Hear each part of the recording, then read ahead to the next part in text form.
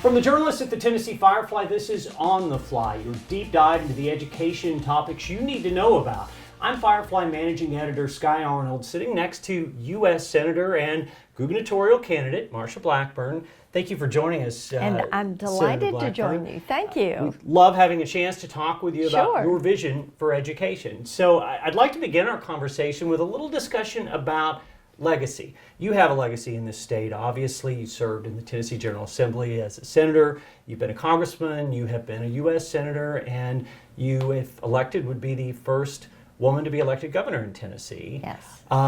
Prior governors have made their impact on education, specifically improving education. If elected, what do you want your education legacy to be? And our goal should be to make certain every child learns how they learn, and that every child has access to a world-class education.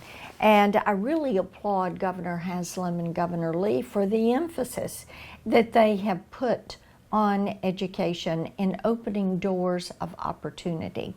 You know, no parent should have to win the lottery to figure out how they can get their child to a school that's going to meet their needs. And every child is different.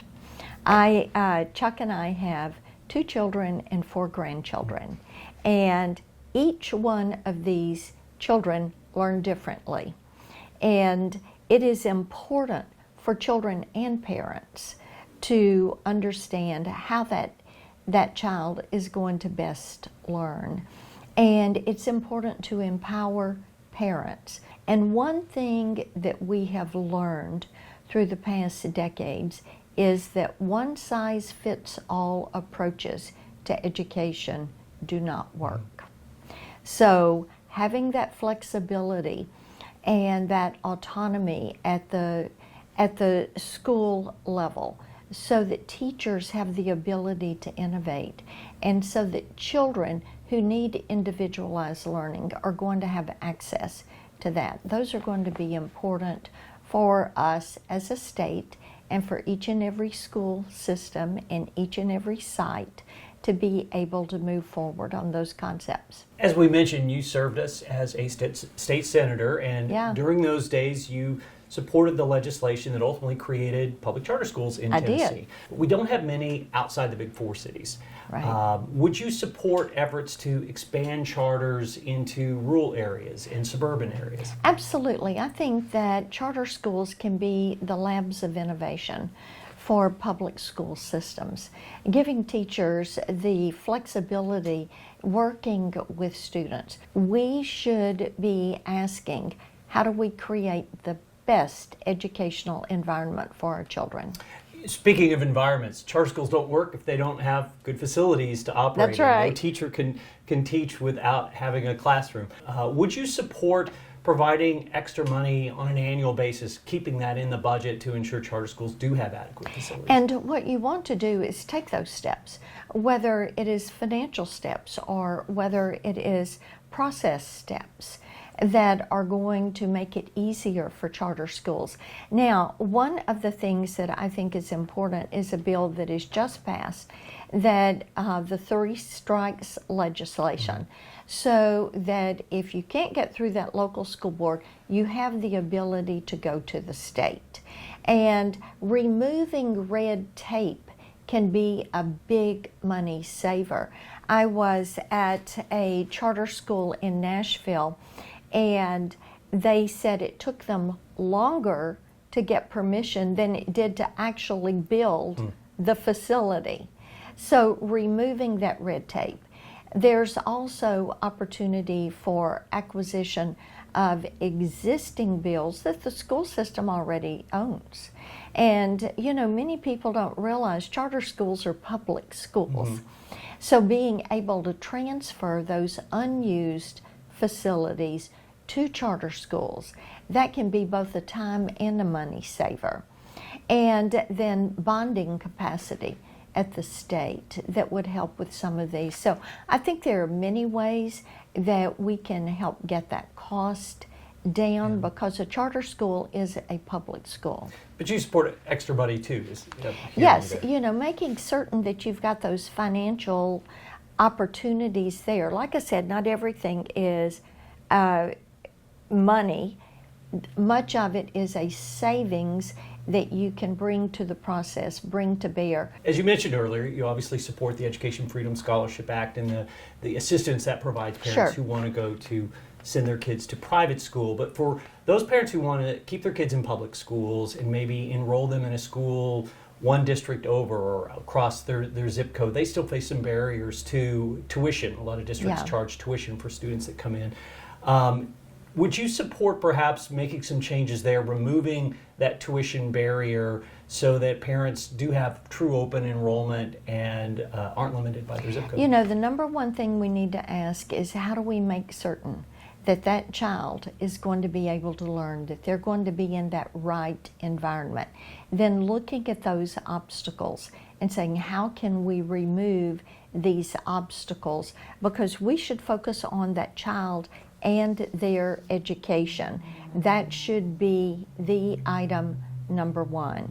So removing those barriers and those obstacles, Sky, that's what needs to be on the table. One of the challenges our state has providing that dream, if you will, to students is the jobs available in communities. It's hard to match school programs with those, specifically CTE programs, career and technical education.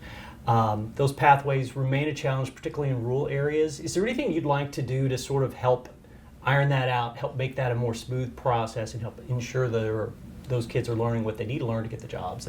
Yes, and TCATs have been successful in this vein. I was looking at some stats this morning, actually, and when you look at the trades that are out there, and of course we offer classes on these trades in our TCATs, we're going to be 315,000 jobs short over the next decade in these skilled trades.